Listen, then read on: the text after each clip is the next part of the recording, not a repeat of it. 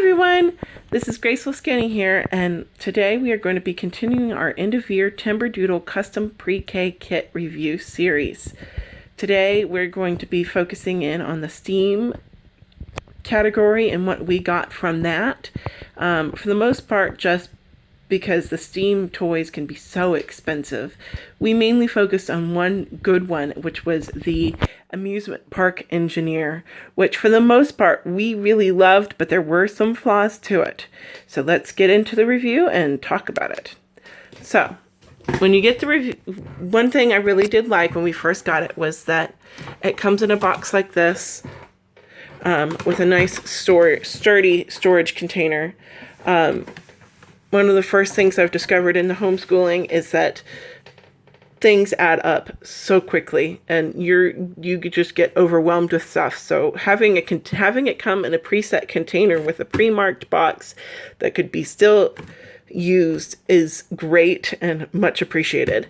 And as you can see, we've used it up. We've done pretty much all but the last 2 or 3 of the models, and the box is still in good condition. Now we do only have the one child, but so when you open it up, it's easy. You just open up the flaps and everything stores inside. So that's that. And this is one of the models put together, the Ferris wheel, I believe. It's her latest one. And it works well. And she loves to build it. My daughter loves to build it, and she loves building them with Daddy, and she loves just playing with them she'll play with it for a week or 2 after we get it built. So that's why we're only just now finishing it up, because she just takes her time just building them and enjoying them as a toy, which I kind of love too. One of the things that we were able to use is, one of the things that they have you build is a pirate ship Pendulum ride, and it was really cool because we ended up going to the Renaissance Festival where they have rides like this, and she ended up building this one just a couple of weeks before we went. That was not timed by me that way. It just happened to be the way things lined up. And being able to go from building her own little pendulum ride, and she got to the Renaissance Festival, and by herself she identified that they were pendulum rides. She wanted to go ride them. She was telling our friends that we met up with how pendulums work, and I was very impressed with her retention of knowledge from it. So you definitely get some educational benefit from this. And one of the things I really liked about it is not only that it's colorful, but the instruction booklet is actually a story. You read through the adventure of this family. And the kids go around fixing the rides and troubleshooting different things and figuring out about how things work better or how they don't work. Now, here's my beef with it, and my husband's beef with it. There are a few of these rides that don't work the way they're supposed to. This one, right here, the merry-go-round one, it does not work like it's designed. These cars right here, don't stay on. They're too heavy, they fall off, and there's no way to engineer them in a way that they could stay on. So that model was a dud. She didn't get any playtime out of it. There was much frustration from it.